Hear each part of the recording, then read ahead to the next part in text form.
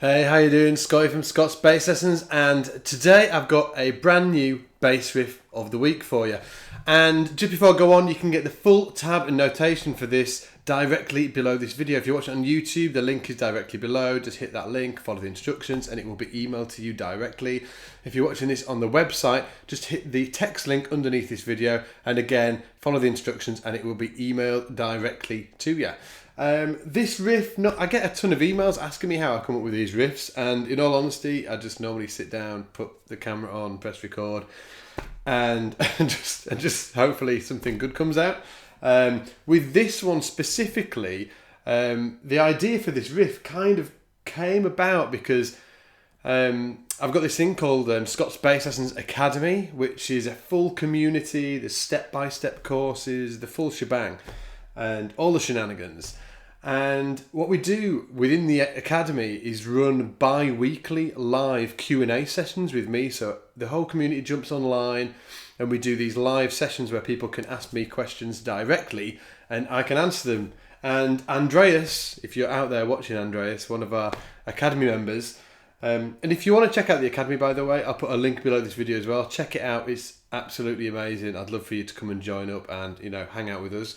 But Andreas, in one of the bass hangs, which is these live sessions that we have every 2 weeks, he was talking about slapping, but slapping across strings. So if you've been slapping a while, you'll know that it's pretty easy to, slap on the E string with your thumb. But when it comes to crossing strings, it can be tricky to hit the right string. And I told Andreas the best way, because everybody has this problem, okay? Right? I've had this problem. Everybody that's ever slapped has had this problem. Being able to hit the right string without hitting any other strings and getting unwanted noise, which can be a nightmare if you're doing a studio session or anything like that. And I told Andreas, I was like, look, the best way to do this is to come up with a riff that uses all 4 strings, or 5 strings in this case. But when I was doing the session with Andreas, it was... I was using a 4 string. So what I did on the spot is I just thought, I'm going to come up with a riff on the spot and just show him, how I would try and, come up with a riff and try and loop it round with the intention of eradicating the extra noise.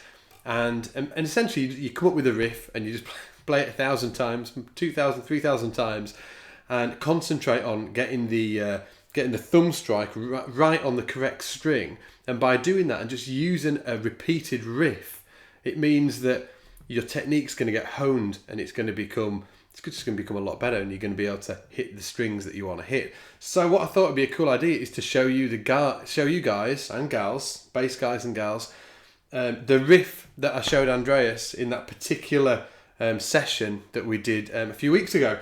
So the riff, you heard it at the beginning of this video. What we're going to do is I'm going to play it full speed and then I'm going to slow it down a little bit and then I'm going to slow it down a little bit again. So you're going to get 3 speeds. And then there's a cool little gospel type fill, this thing, and it goes, let me think if I can remember it.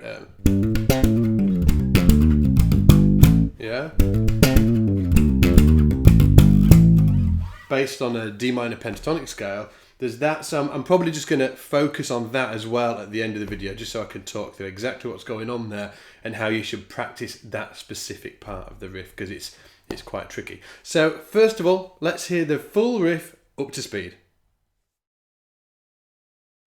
1, 2, 3, 4.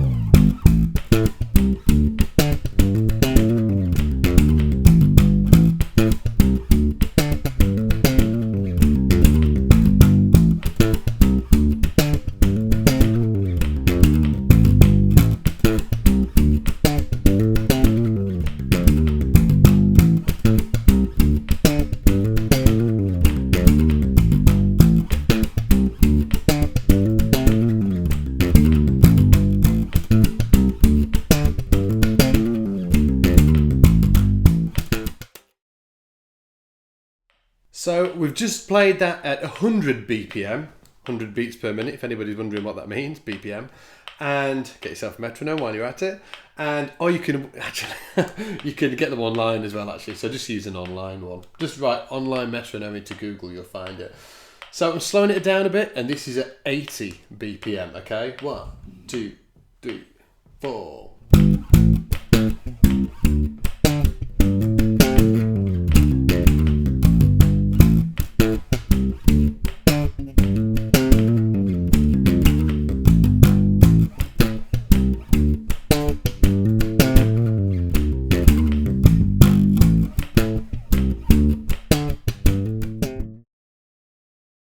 So finally, I've taken the metronome right down. We're going to do it at 60 BPM, 60 BPM.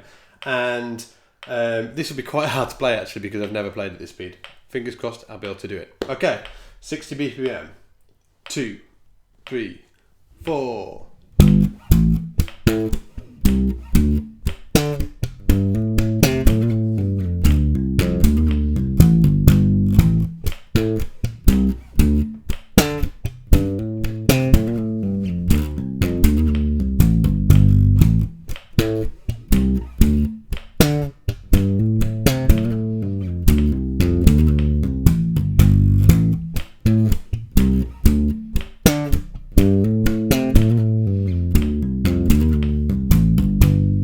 So I just want to talk through finally that little gospely, that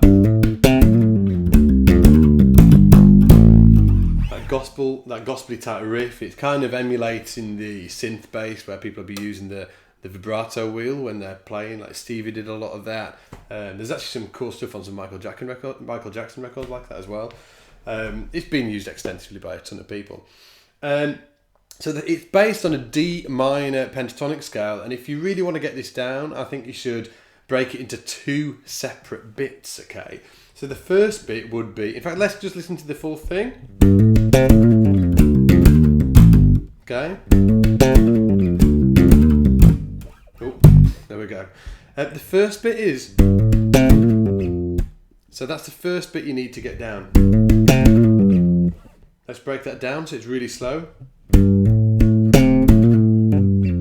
Notice how I'm doing these little, and that's to emulate the vibrato wheel on a keyboard. So remember, full tab and notation. You can download it, link directly below, follow the instructions, it'll be emailed to you. Really slow. And then this next bit, part B of this lick,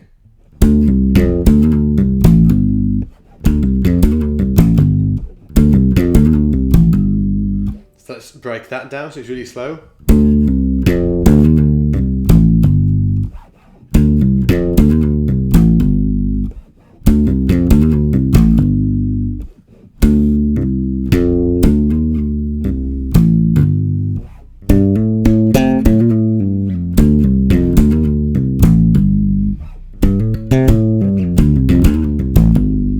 Play the riff as well without the little legato parts, not legato parts, you know, the little stings. So that's